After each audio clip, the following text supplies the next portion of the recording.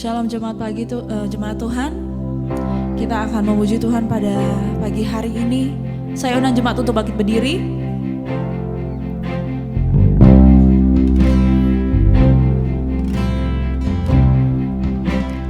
Roh Kudus hadir di sini. Roh Kudus hadir di sini. Pribadi yang menawan dan suci.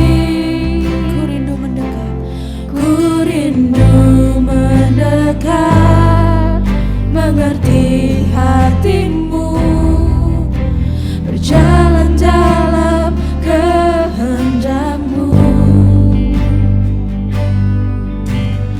Roh Kudus manis dan lembut, penolong yang sejati dan suci. Ku rindu mendekat, mengerti hatimu, berjalan dalam kuasa-Mu. Bekerjalah ya Roh Kudus, bertahtalah lebih lagi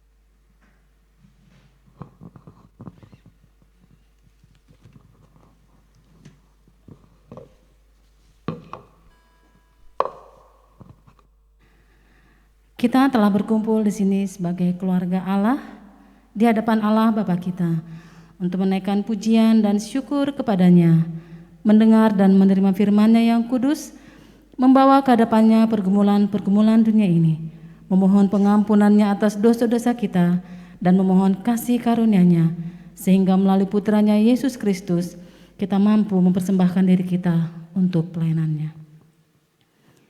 Jika kita berkata bahwa kita tidak berdosa, maka kita menipu diri kita sendiri dan kebenaran tidak ada di dalam kita. Jika kita mengaku dosa kita, Allah adalah setia dan adil, sehingga Ia akan mengampuni dosa-dosa kita dan menyucikan kita dari segala ketidakbenaran. Dan oleh karena itu jemaat Tuhan yang kekasih, marilah kita mengaku dosa-dosa kita ke hadapan Allah yang Maha Kuasa. Bersama Allah yang Maha Kuasa, Bapa Surgawi, kami telah berdosa terhadap Engkau dan terhadap sesama kami di dalam pikiran, perkataan, dan perbuatan, melalui kelalaian, kelemahan, dan kesalahan yang disengaja. Kami sangat menyesal dan bertobat dari semua dosa kami. Demi Putramu Yesus Kristus yang telah mati untuk kami, ampunilah kami atas semua yang telah kami lakukan, dan karuniakanlah kami agar kami dapat melayani Engkau di dalam kehidupan yang baru bagi kemuliaan nama-Mu. Amin.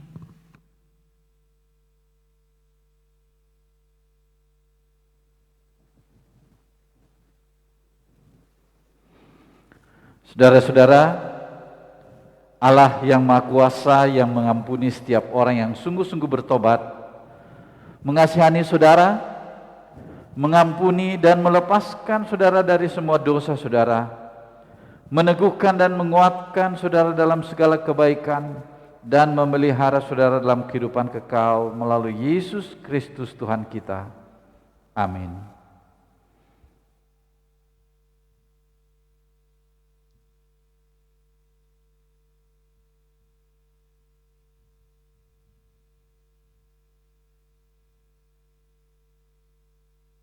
Pembacaan yang pertama terambil dari 2 Samuel pasal 7 ayat 4 sampai 13. 2 Samuel pasal 7 ayat 4 hingga ayat yang ke-13. Tetapi pada malam itu juga datanglah firman Tuhan kepada Natan demikian. Pergilah, katakanlah kepada hambaku Daud, beginilah firman Tuhan. Masakan engkau yang mendirikan rumah bagiku untuk kudiami? Aku tidak pernah diam dalam rumah sejak aku menuntun orang Israel dari Mesir sampai hari ini. Tetapi aku selalu mengembara dalam kemah sebagai kediaman. Selama aku mengembara bersama-sama orang Israel, pernahkah aku mengucapkan firman kepada salah seorang hakim orang Israel yang kuperintahkan mengembalakan umatku Israel? Demikian. Mengapa kamu tidak mendirikan bagiku rumah dari kayu aras? Oleh sebab itu beginilah kau katakan kepadaku Daud, beginilah firman Tuhan semesta alam. Akulah yang mengambil engkau dari padang ketika menggiring kambing domba untuk menjadi raja atas umatku Israel. Aku telah menyertai engkau di segala tempat yang kujalani dan telah menyelenyapkan segala musuhmu dari depanmu. Aku membuat besar namamu seperti nama orang-orang besar yang ada di bumi. Aku tidak menentukan tempat bagi umatku Israel dan menanamkannya sehingga ia dapat diam di tempatnya sendiri dengan tidak lagi dikejutkan dan tidak pula ditindas oleh orang-orang lalim seperti dahulu. Sejak aku mengangkat hakim-hakim atas umatku Israel, aku mengaruniakan keamanan kepadamu daripada semua musuhmu, juga diberitahukan Tuhan kepadamu. Tuhan akan memberikan keturunan kepadamu. Apabila umurmu sudah genap dan engkau telah mendapat perhatian bersama-sama dengan nenek moyangmu, maka aku akan membangkitkan keturunanmu yang kemudian anak kandungmu, dan aku akan mengokohkan kerajaannya. Dialah yang akan mendirikan rumah bagiku, dialah yang mendirikan rumah bagi namaku, dan aku akan mengokohkan takhta kerajaannya untuk selama-lamanya. Aku akan menjadi bapanya dan ia akan menjadi anakku. Apabila ia melakukan kesalahan, maka aku akan menghukum dia dengan rotan yang dipakai orang, dengan pukulan yang diberikan kepada anak-anak manusia. Demikianlah firman Tuhan.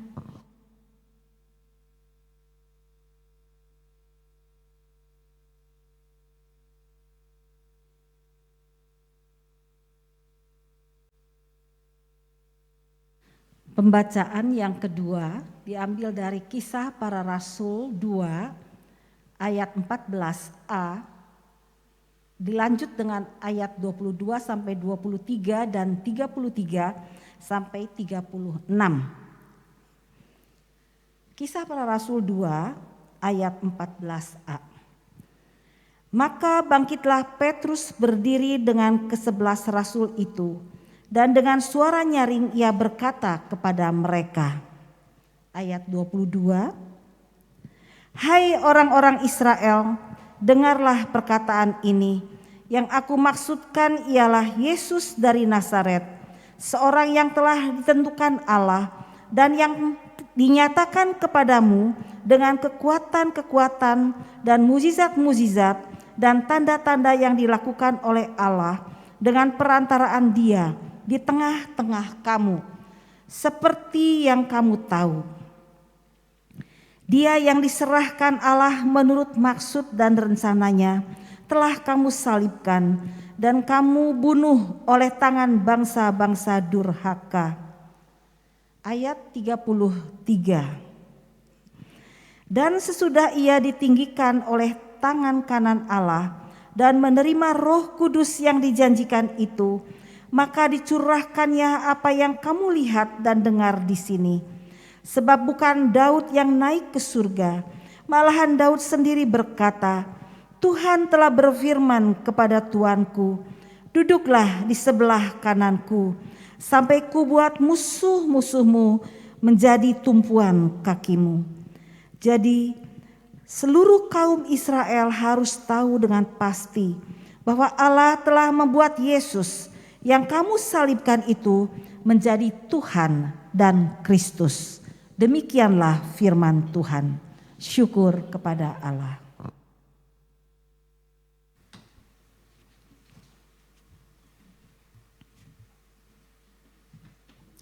Saya undang jemaat untuk bangkit berdiri kembali. Kita akan mempersiapkan hati kita sebelum kita mendengar firman Tuhan.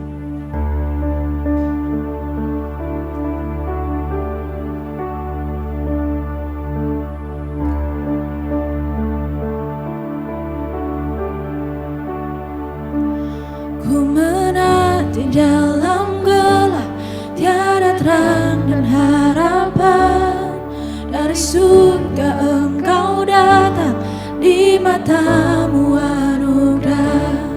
Untuk genapi nubuatan, firman lahir ke dunia. Dari tahta kemuliaan ke palungan yang hina. Puji Dia Allah Bapa. Puji Dia Allah Bapa, Putra Roh Kudus Tritunggal, Allah mulia berkuasa. Puji Dia Raja segala Raja.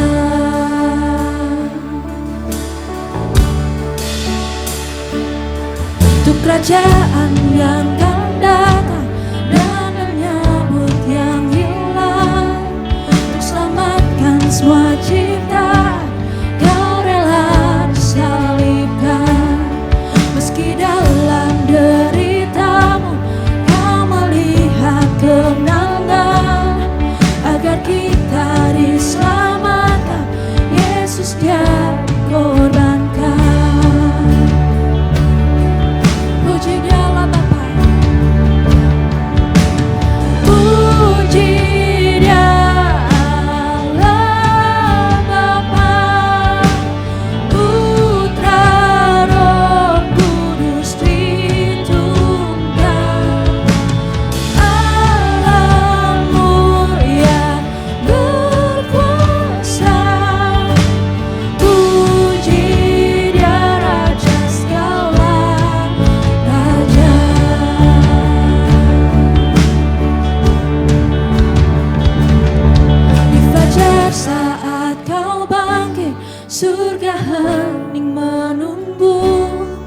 batu kuburmu terbuka, kau telah kalahkan maut. Dan yang mati dibangkitkan, seluruh surga terkagum. Sebab semua yang datang pada Bapa diselamatkan. Dan gereja Kristus lahir, api Roh Kudus turun. Injil kebenarannya takkan padam dan tak sirna. Oleh darah namanya, di dalamnya ku bebas. Karena kasih Kristus Yesus aku telah salibkan.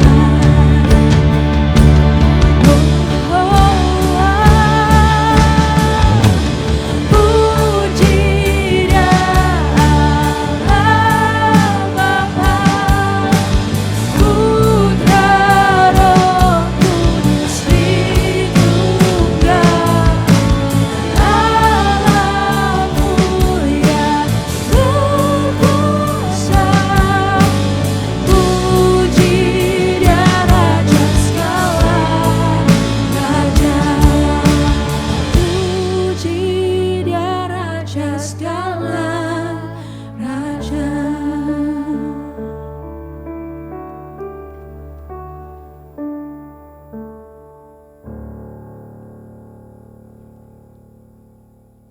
Mari kita berdoa. Bapa di surga, tibalah saatnya bagi kami untuk mendengarkan firman-Mu. Biarlah Roh Kudus menerangi hati dan pikiran kami, agar kami dapat memahami apa yang dimaksudkan oleh Tuhan dalam hidup kami. Dalam nama Yesus, firman yang hidup itu kami telah berdoa. Amin. Silakan duduk saudara-saudara sekalian.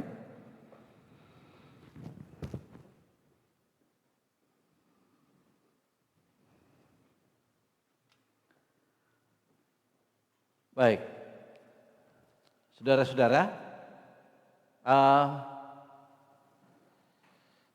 tema kita hari ini adalah bagaimana kita mengenal Yesus yang adalah Tuhan. Ini sepertinya sudah tema yang sudah kita ulang-ulang ya Pak ya. Tapi saya ingin beritahukan kepada saudara bahwa saya sendiri terkesan dengan apa yang dikatakan oleh salah seorang saudara kita, orang Islam, orang Muslim. Dia mengejek kita dengan mengatakan begini, apaan? Kalian itu cuma pergi ke gereja, lompat-lompat, nyanyi-nyanyi bahwa Yesus berkuasa, tapi sebenarnya kalian tidak kenal siapa dia. Dan memang itu kesan kita bahwa ke gereja adalah setor muka. Ya, kelihatan oleh teman-teman atau pimpinan gereja, kita hadir di gereja. Tapi sebetulnya apakah kita mengenal Tuhan yang kita puji dan kita sembah?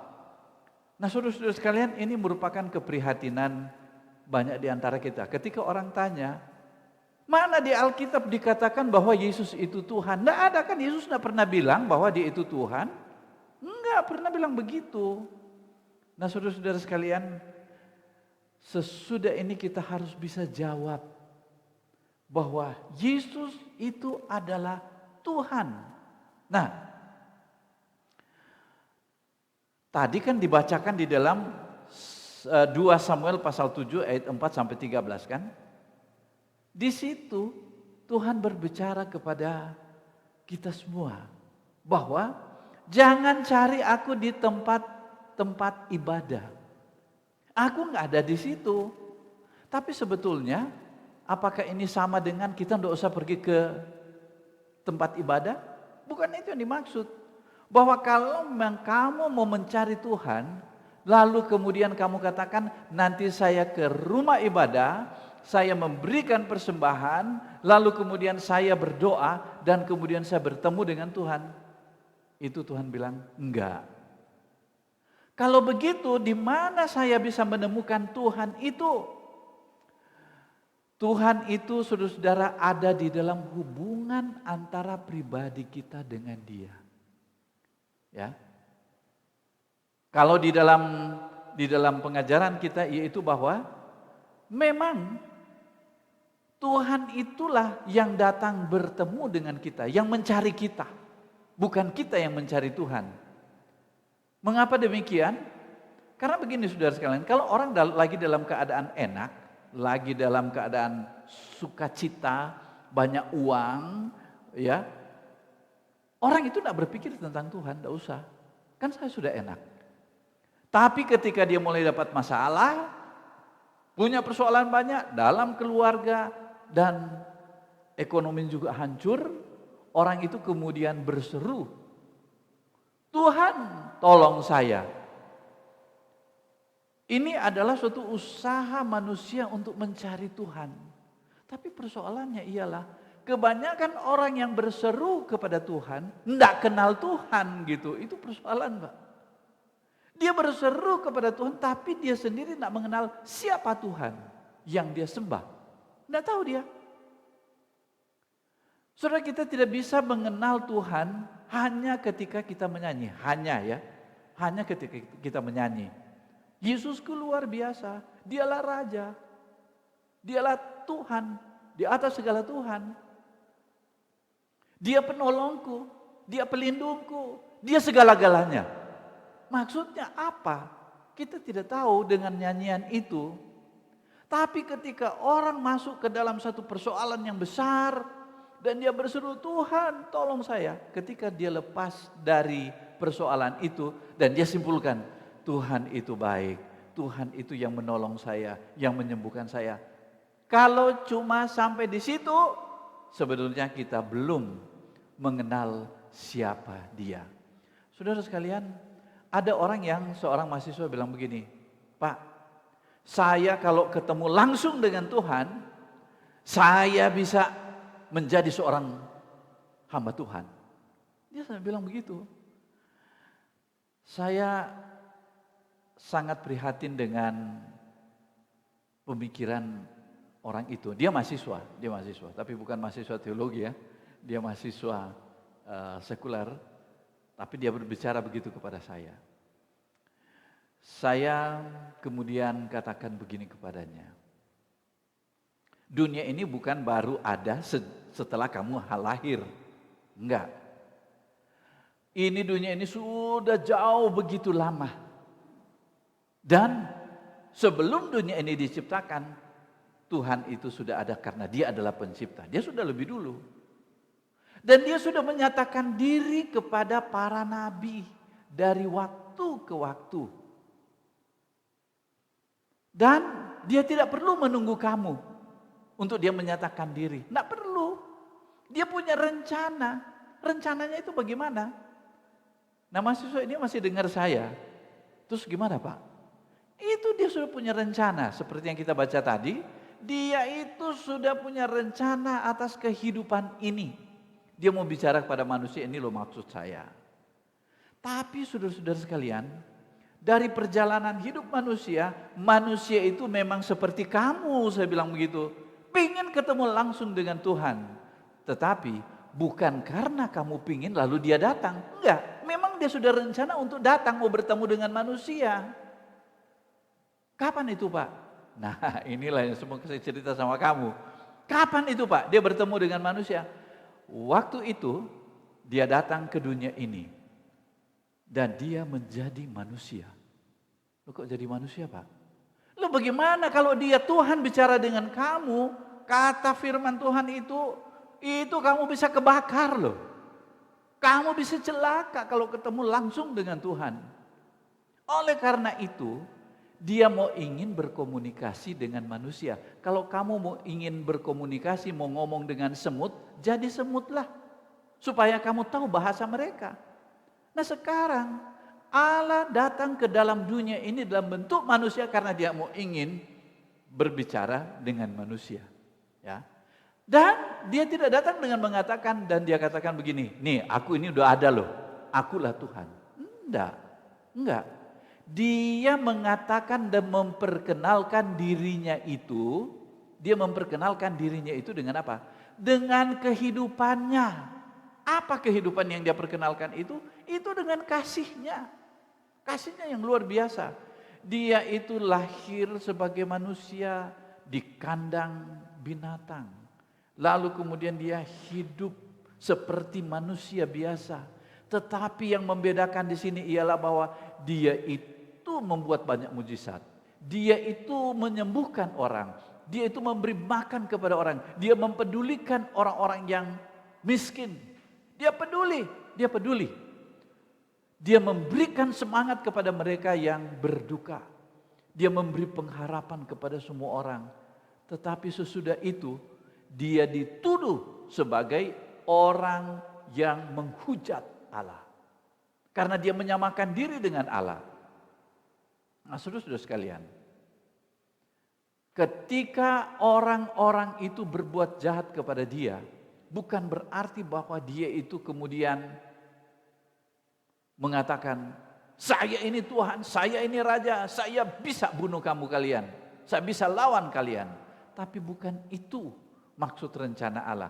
Allah mau menunjukkan bahwa kasihnya yang besar itu tidak ada bandingannya. Gak ada bandingannya. Oleh karena itu ketika dia dihina, dia difitnah, dia dicaci maki, dia diludahi, dia dipukul, disiksa, bahkan dia digantung di atas kayu salib, dia tidak melawan. Sesudah manusia yang kejam melakukan itu kepada dia, dia berkata kepada mereka, ya Bapa, ampunilah mereka karena mereka tidak tahu apa yang mereka perbuat. Dia masih berdoa untuk orang-orang yang menganiaya dia. Tapi cerita tidak hanya sampai di situ. Dia kemudian mati, dikubur. Tetapi saudara sekalian, apa yang terjadi? Hari ketiga Allah membangkitkan dia dari antara orang mati. Ya. Allah membangkitkan dia dari antara orang mati. Dan disinilah kekuasaan Allah ditunjukkan kepada Yesus. Allah yang menunjukkan karena dia adalah Allah sendiri. Jadi Allah mengatakan inilah anakku, kok Tuhan disebut anak gitu loh. Orang kadang-kadang tidak ngerti ya. Alkitab itu mempunyai bahasa-bahasa yang disebut dengan bahasa metafora. Bahasa-bahasa perumpamaan. Sampai murid-muridnya bicara kepada Yesus bilang begini, Yesus kok pakai perumpamaan segala? Langsung aja. Yesus bilang kalau saya langsung kamu itu bodoh, tidak ngerti. Sudah pakai perumpamaan pun tidak ngerti gitu. Dia memberikan perumpamaan, dia memberikan suatu penjelasan yang dapat dipahami oleh mereka. Tapi itu pun tidak. Oleh karena itu, dia memakai bahasa-bahasa seperti itu. Oh begitu, oh seperti itu. Oh seperti pohon anggur gitu ya. Iya, walaupun tidak persis seperti itu. Hakikat Allah yang sebenarnya tidak seperti dikatakan domba. Dia tidak seperti gembala. Dia tidak seperti tanah yang subur atau benih yang ditanam. Itu tidak seperti itu. Tetapi dia memberikan cerita itu supaya orang itu ngerti. Walaupun cuma sedikit.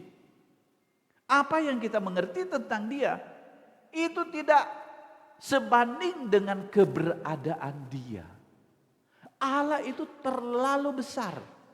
Allah itu terlalu mulia. Allah itu tidak mungkin dapat dimasukkan ke dalam otak kita yang sangat terbatas. Ini tidak mungkin. Karena dia adalah Allah yang besar, melebihi segala-galanya. Itu Allah kita, itu Tuhan kita. Nggak mungkin bahwa orang itu kemudian saya sudah mengerti Allah saya.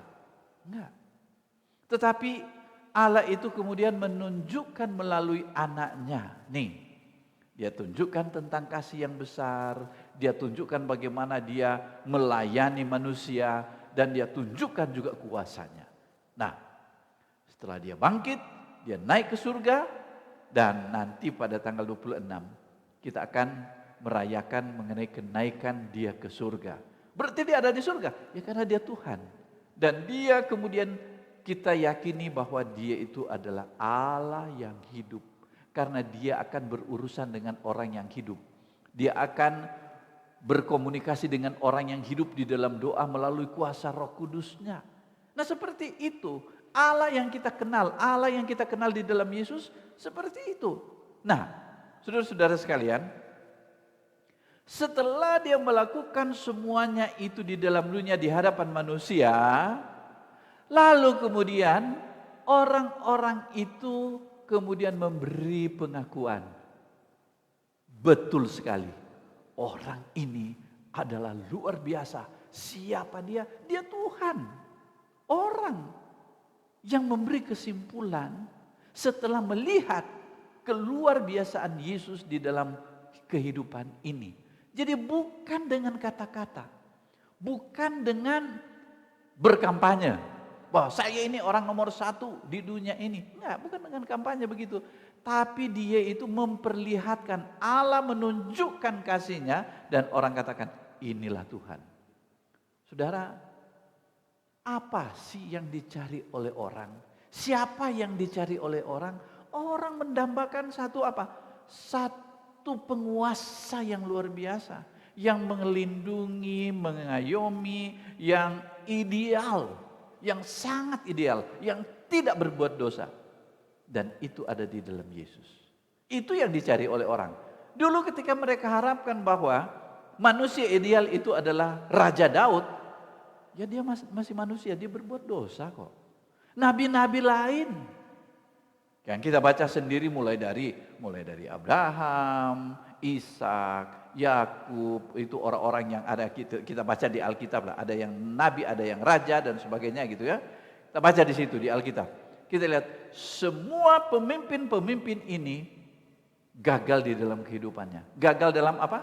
Gagal dalam menunjukkan kasih, pelayanan, moralitas sama dengan Yesus. Itu tidak ada yang bisa menyaingi.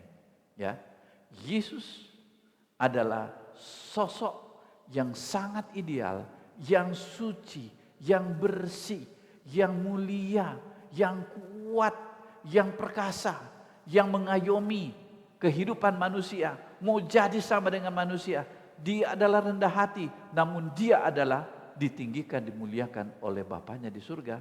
Maka orang katakan, ini dia yang namanya Tuhan. Dan saudara-saudara sekalian, dalam khotbah Petrus, dia katakan, dalam kesimpulannya itu, dia katakan di ayat 36 yang dibaca oleh Ibu Hertina tadi, jadi seluruh kaum Israel harus tahu dengan pasti bahwa Allah telah membuat Yesus yang kamu salibkan itu menjadi apa? Menjadi Tuhan. Ya. Jadi kesaksian para nabi, kesaksian orang-orang dulu itu melihat kehidupan Yesus, inilah yang kami cari. Saudara-saudara sekalian, oleh karena itu, ketika saudara menjadikan Yesus itu sebagai Tuhan di saat-saat saudara membutuhkan pertolongan, ketika saudara berseru Tuhan tolong, maka ingat, hanya Yesus, ya, hanya Yesus yang dapat memenuhi akan pengharapan saudara. Akan tetapi jangan berharap kepada Yesus yang ada di gambar itu. Jangan berharap kepada Yesus yang kita lihat di mana di gambar dan sebagainya. Jangan kita lihat ke situ. Jangan kita kemudian datang ke gereja nyanyi Yesus berkuasa dan pulang dan saudara harapkan, oh Yesus sudah tolong saya. Bukan itu yang dimaksud saudara sekalian. Tetapi saudara sekalian, ketika saudara dalam keadaan berseru Tuhan tolong saya dalam keadaan kesesakan, saudara kemudian ingat ada Yesus yang seperti yang dikatakan oleh Alkitab. Nah, saya katakan seperti yang dikatakan oleh Alkitab kembali kepada persoalan dari si mahasiswa tadi. Si mahasiswa tadi itu tanya, lalu bagaimana saya bisa bertemu dengan Tuhan? Saya beritahu, ketika dia berbicara lewat para nabi, sampaikan kepada orang-orang itu, maka yang terjadi ialah orang-orang itu tidak mau percaya kepada dia. Mereka selalu berontak.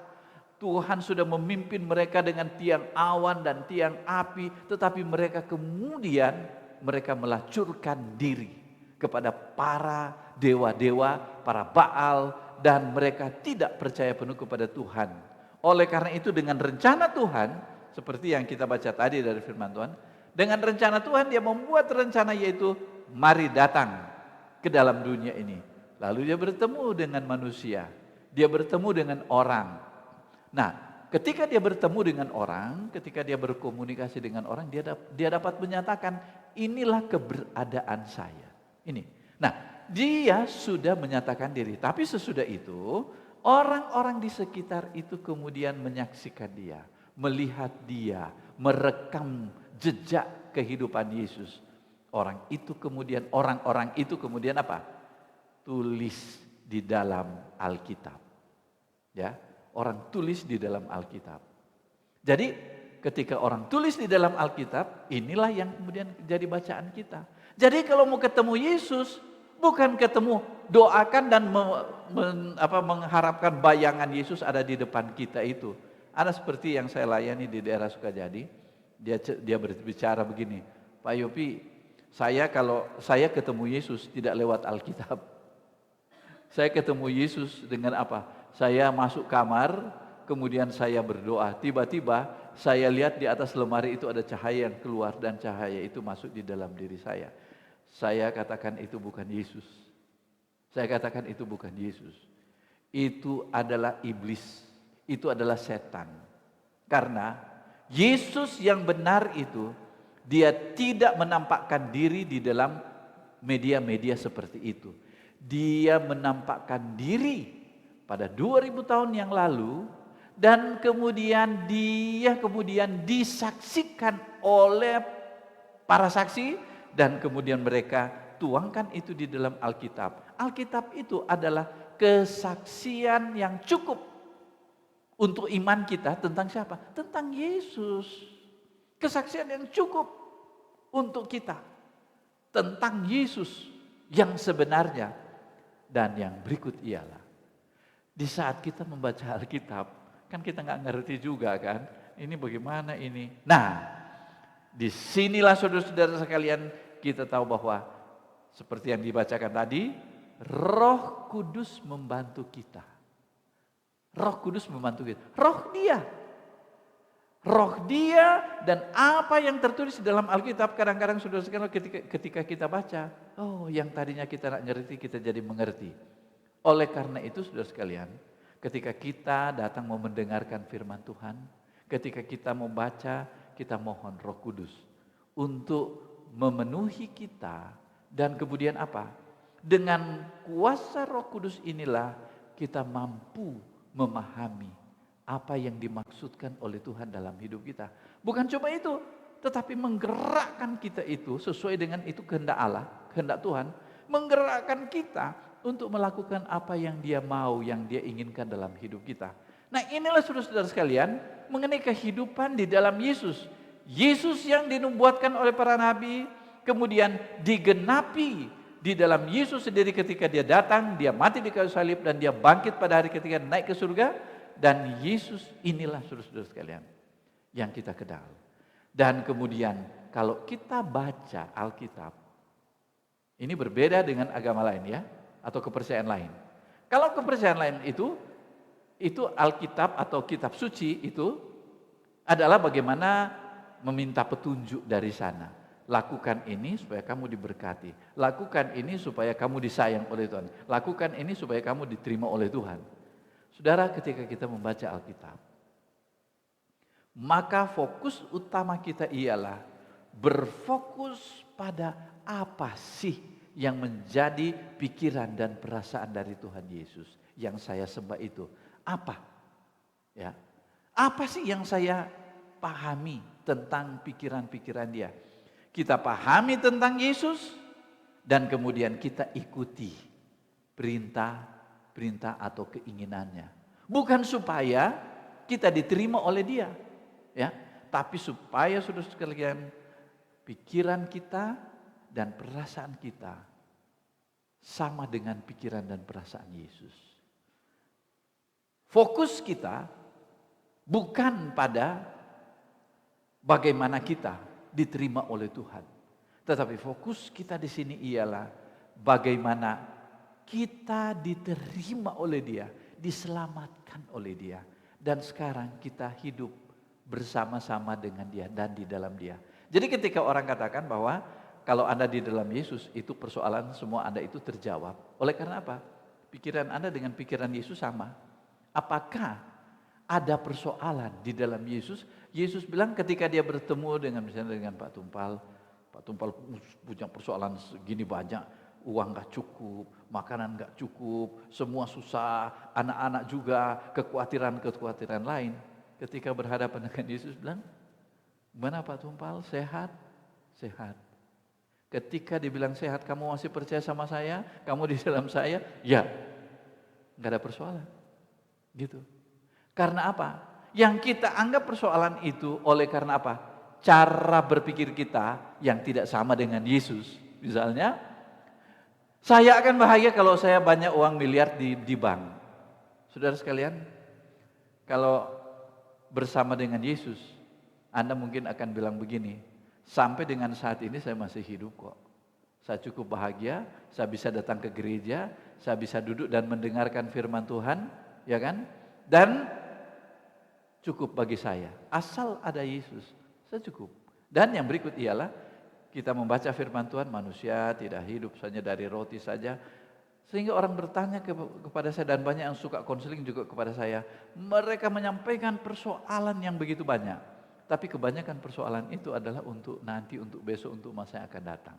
Saya katakan, "Ibu saat ini gimana? Ada masih kuat, masih sehat?" "Iya Pak, kalau soal sehat sih sehat." "Ibu percaya sama Tuhan, yakin Dia bersama Ibu?" "Yakin." "Kalau begitu persoalannya ada di mana?"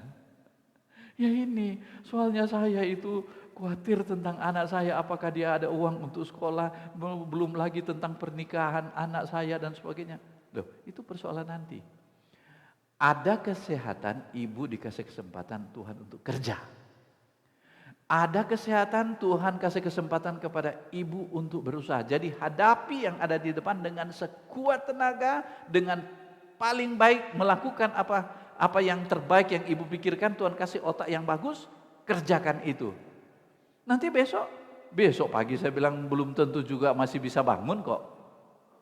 Urus apa yang ada, bersyukur dengan apa yang Tuhan berikan, kesehatan dan semuanya, maka semuanya sebetulnya hidup itu adalah indah.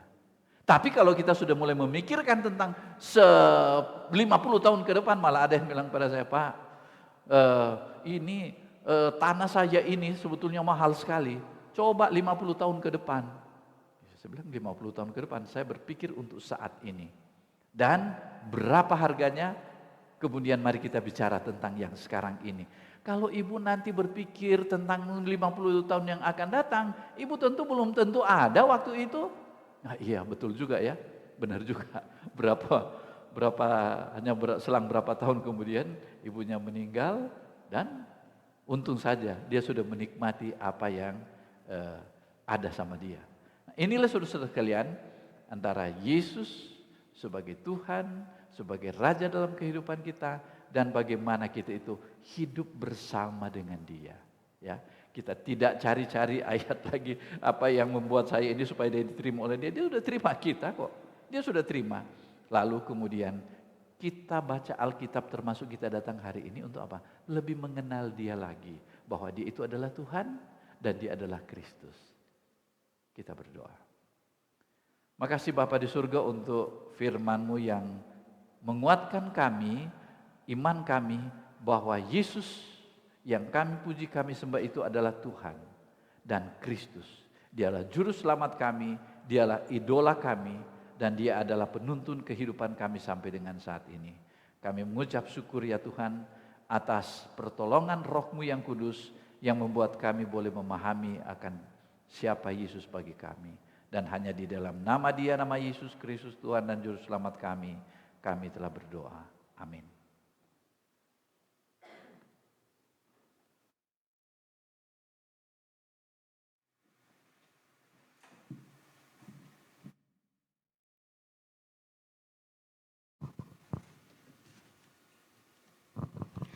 Baik, kita akan bersama-sama mengikrarkan pengakuan iman rasuli. Saya jemaat Tuhan yang ada di tempat ini untuk bangkit berdiri bersama-sama dengan semua orang percaya dari segala tempat dan dari segala abad. Kita mengikrarkan pengakuan iman rasuli bersama. Aku percaya kepada Allah, Bapa yang Maha Kuasa, Khalik langit dan bumi, dan kepada Yesus Kristus, Putranya yang tunggal Tuhan kita, yang dikandung dari Roh Kudus, lahir dari anak darah Maria, yang menderita sengsara di bawah pemerintahan Pontius Pilatus, disalibkan, mati dan dikuburkan. Ia turun ke dalam dunia orang mati. Pada hari ketiga dia bangkit kembali. Ia naik ke surga dan duduk di sebelah kanan Sang Bapa. Ia akan datang kembali untuk menghakimi orang yang hidup dan yang mati. Aku percaya kepada Roh Kudus, gereja yang kudus dan katolik, persekutuan orang kudus, pengampunan dosa, kebangkitan orang mati, dan hidup yang kekal. Amin. Silakan duduk jemaat Tuhan. Kita akan masuk dalam doa syafaat kita. Ya Allah pencipta dan pemelihara kehidupan manusia, kami berdoa untuk setiap orang dari setiap ras dan dalam setiap keperluan. Biarlah jalan-jalan-Mu dikenal di bumi dan kuasa penyelamatan-Mu kepada semua bangsa. Khususnya kami berdoa untuk bangsa kami, bangsa Indonesia. Kami bersyukur Tuhan Yesus, Engkau Allah bisa menempatkan kami menjadi bagian di tengah-tengah bangsa ini. Bukan satu kebetulan, tapi Engkau Allah memiliki rencana dengan adanya anak-anak-Mu, orang-orang percaya di tengah-tengah bangsa ini untuk memberkati dan menjadi berkat bagi bangsa kami. Tuhan berkati para pemimpin kami, mulai dari presiden, wakil presiden, bahkan seluruh jajaran aparat kepemerintahan yang Kau percayakan untuk memimpin bangsa ini. Kiranya Kau Allah yang akan memberkati mereka dengan hikmat dan pengertian daripada Allah dan hati yang takut akan Engkau, sehingga di dalam melakukan, menjalankan setiap tugas dan tanggung jawab mereka, mereka senantiasa memiliki hati yang takut akan Engkau. Terima kasih Tuhan Yesus, berkati Tuhan para pemimpin kami ini dari pusat sampai daerah. Biarlah kiranya Tuhan melalui mereka nama Tuhan dipermuliakan. Tuhan dalam kemurahan-Mu dengarkanlah doa kami. Kami berdoa untuk gereja di seluruh dunia, tuntun dan pimpinlah kami dengan Roh Kudus-Mu, sehingga semua yang mengaku dan menyebut dirinya orang Kristen dapat dituntun pada jalan kebenaran dan memegang teguh iman dalam kesatuan roh, dalam ikatan damai sejahtera, dan dalam kebenaran hidup.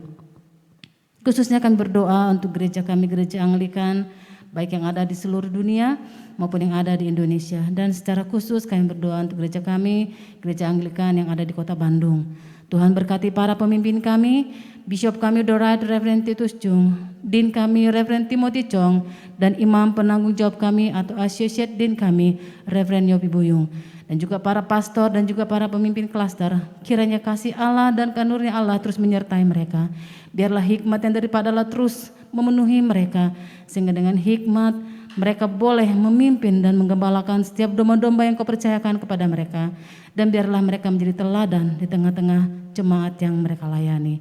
Tuhan berkati para pemimpin kami ini Tuhan, dalam kesehatan, dalam rumah tangga, dalam pekerjaan, terlebih lagi dalam pelayanan mereka.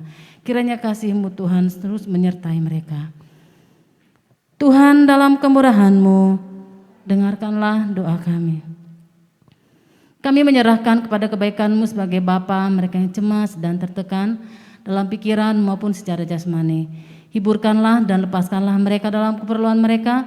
Berikanlah kesabaran kepada mereka dalam penderitaan mereka, dan munculkanlah kebaikan dari kesulitan mereka. Secara khusus kami berdoa untuk jemaat Tuhan yang ada di tempat ini maupun yang ada di tempat yang lain. Kiranya Engkau Allah yang akan menuntun mereka dalam setiap langkah-langkah kehidupan mereka. Engkau Allah yang akan berikan mereka kekuatan di tengah-tengah pergumulan yang mereka hadapi saat ini. Jikalau mereka bergumul untuk ekonomi mereka, Engkau Allah yang Maha Tahu, Engkau Allah yang akan memberkati. Pergumulan mereka akan rumah tangga, anak-anak, usaha, pekerjaan, dan apapun Tuhan yang menjadi pergumulan mereka. Kami yakin dan percaya Engkau Allah yang akan berikan mereka kekuatan dan juga kemampuan di dalam melalui setiap pergumulan-pergumulan dan pencobaan yang Engkau Allah izinkan terjadi dalam hidup mereka. Terima kasih Tuhan Yesus, berkati seluruh umat-Mu Tuhan, secara khusus untuk umat Tuhan yang ada di tempat ini. Kiranya kasih karunia Allah menyertai mereka senantiasa, memberkati mereka dalam segala kebutuhan keperluan mereka dan mencukupkan bagi mereka. Terima kasih Bapa, kami berdoa bagi jemaat Tuhan yang berulang tahun di bulan ini. Engkau Allah yang kami berkati dengan bertambahnya usia, bertambah pula hikmat dan pengetahuan mereka yang benar akan Engkau, dan mereka semakin mempermuliakan Tuhan melalui kehidupan pribadi mereka. Tuhan juga memberkati Tuhan Yesus setiap rencana-rencana gereja kami Tuhan, baik rencana kami untuk kebaktian ibadah padang pada tanggal 26 Mei nanti. Kiranya Engkau Allah yang turut campur tangan sehingga semua ini boleh berjalan sesuai dengan kehendak dan untuk kemuliaan nama-Mu. Berikan hikmat bagi para panitia yang sudah ditetapkan, biarlah mereka boleh bekerja secara bersama-sama, sehati sepikir dan seroh, sehingga Tuhan ada kesatuan dan ada kebersamaan melalui acara ini. Terima kasih Bapa. Bapa yang Maha Pengasih, terimalah doa-doa ini demi Putra-Mu Juru Selamat kami, Yesus Kristus, yang telah mengajarkan kami berdoa. Bapa kami yang di surga, dikuduskanlah nama-Mu, datanglah kerajaan-Mu, jadilah kehendak-Mu di bumi seperti di surga. Berikanlah kepada kami pada hari ini makanan kami yang secukupnya, dan ampunilah kami akan kesalahan kami, seperti kami juga mengampuni orang yang bersalah kepada kami. Dan janganlah membawa kami ke dalam pencobaan, tetapi lepaskanlah kami daripada yang jahat. Karena Engkaulah yang mempunyai kerajaan dan kuasa dan kemuliaan sampai selama-lamanya. Amin. Saatnya kita akan memberikan persembahan kita. Seperti biasa bagi Bapak Ibu yang ada di tempat ini bisa memberikan persembahan langsung ke kantong persembahan. Sementara bagi Bapak Ibu yang ada di rumah boleh memberikan persembahan, baik itu persembahan syukur, perpuluhan, dan persembahan yang lain melalui transfer ke nomor rekening gereja yang akan di-share di bawah link kita nanti.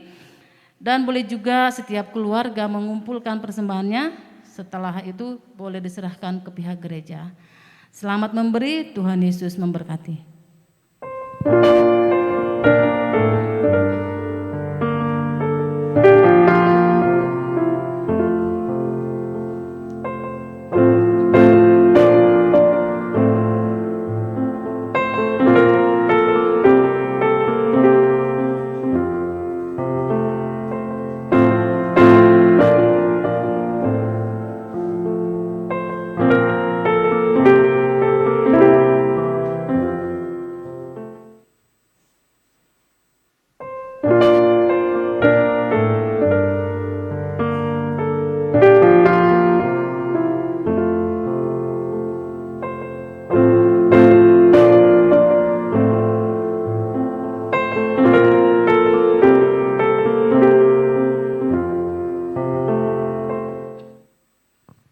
Baik, saya undang jemaat untuk bangkit berdiri. Kita akan bersama-sama menaikkan doa ucapan syukur kita. Bersama, Bagimulah ya Tuhan kebesaran, kuasa, kemegahan, dan keagungan, karena segala sesuatu di surga dan di bumi adalah milik-Mu. Segala-galanya berasal daripadamu, dan dari milik-Mu sendiri kami mempersembahkannya kepadamu. Amin. Silakan duduk. Kita akan masuk dalam pengumuman. Pertama-tama kami mengucapkan terima kasih kepada Reverend Yupi Buing yang sudah memberkati kami semua dengan kebenaran firman Tuhan. Kiranya berkat yang dari Allah senantiasa dilimpahkan dalam kehidupan Bapak, keluarga, dan pelayanan. Kami juga mengucapkan selamat datang bagi Bapak Ibu yang baru pertama kali hadir beribadah baik secara onsite maupun secara online. Dan kami terus menantikan kehadiran Bapak Ibu di hari-hari Minggu yang akan datang. Kami juga mengucapkan selamat ulang tahun bagi Bapak Ibu yang berulang tahun di bulan Mei. Mungkin kami tidak ada tertulis namanya, tapi siapapun jemaat Tuhan berulang tahun di bulan Mei, kami ucapkan selamat ulang tahun. Tuhan Yesus memberkati. Lalu rencana kita untuk kebaktian Padang pada tanggal 26 Mei, kita akan melakukannya di Villa Istana Bunga. Nanti alamat lengkap akan saya share di grup. Dan oleh karena itu kepada Bapak Ibu yang ada di dalam grup supaya senantiasa melihat apa-apa saja pengumuman yang di-share. Dan bagi jemaat Tuhan yang belum join di grup, boleh join dengan mengirimkan nomor kepada saya. Jadi nanti di acara kebaktian Padang kita berbagi kasih. Bagi Bapak Ibu boleh membawa dari rumah apa saja yang bisa dibawa. Mau masakan, mau buah, silahkan. Itu udah dikatakan berbagi kasih, saling berbagi kita di sana nanti ya. Nanti untuk masalah transportasi kita akan atur siapa ikut siapa, siapa yang bertugas. Seminggu sebelum hari hanya nanti akan ada lagi di-share di grup. Mungkin ada tambahan dari Reverend Ibu Buyung? Oke, saya serah. Oh ya, nanti hari Minggu depan kita ada bukan pertukaran mimbar ya. Kalau dibilang mimbar itu capek katanya, berat bawa mimbar. Pertukaran pembicara. Nah minggu depan itu kita bertukar pembicara atau mimbar dengan Gereja GKI Arca Manik. Terima kasih, saya kembalikan kepada ini.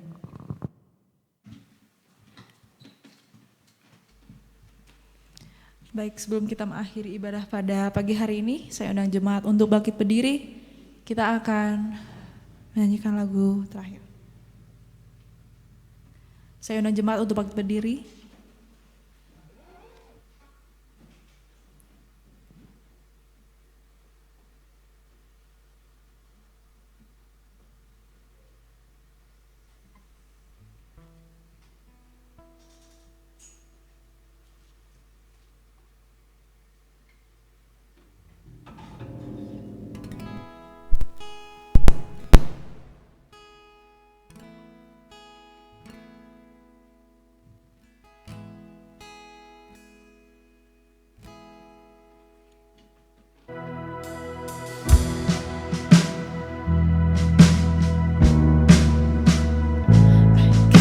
My mind to Calvary, where Jesus bled and died for me.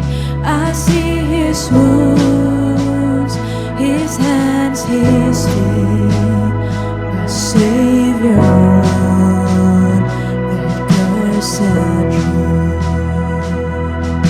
Oh, praise the name.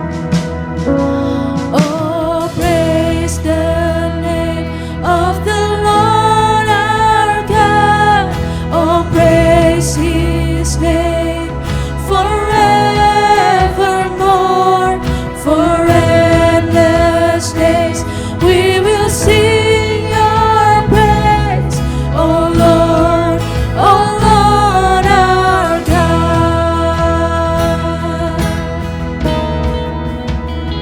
Then on the turn at break of dawn, the Son of Heaven rose again.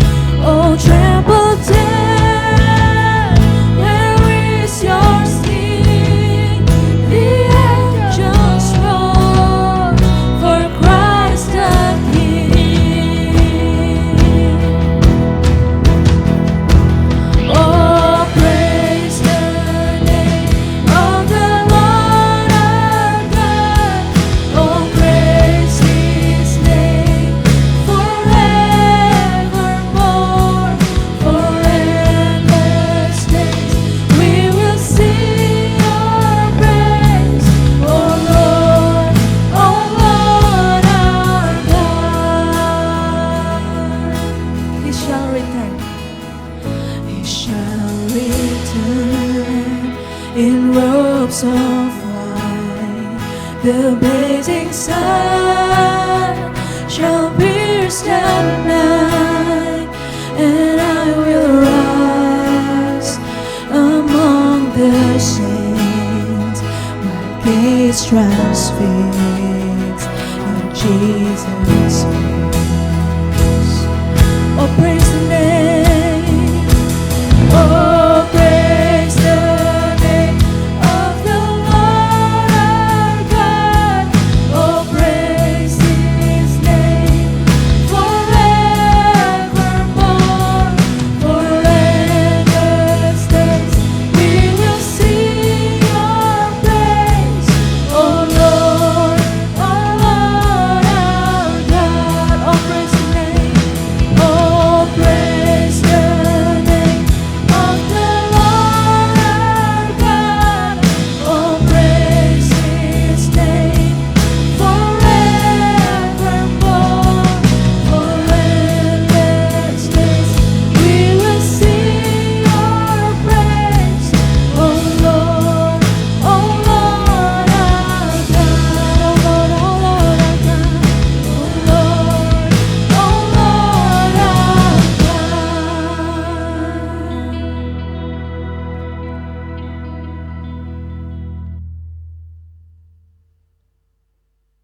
Baik, saudara-saudara sekalian, saudara-saudara yang ada di Subang, ya, saya lihat di sana ada Pak Anang, ada Ibu Rita, Bu Elis, Pak Otniel di sana, ya. Mari, ya, kita arahkan hati kita kepada Tuhan dan kita akan menerima akan berkat-Nya. Kasih karunia Tuhan kita Yesus Kristus dan kasih Allah dan persekutuan Roh Kudus menyertai saudara-saudara sekalian senantiasa bersama, kita katakan amin. Dipersilakan saudara untuk duduk sejenak untuk bersaat teduh.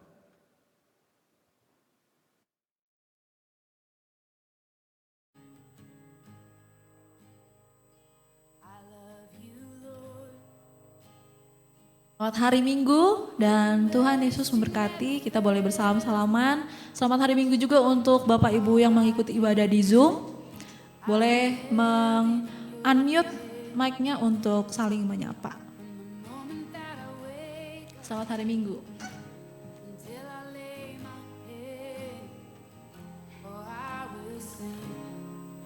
The goodness of God.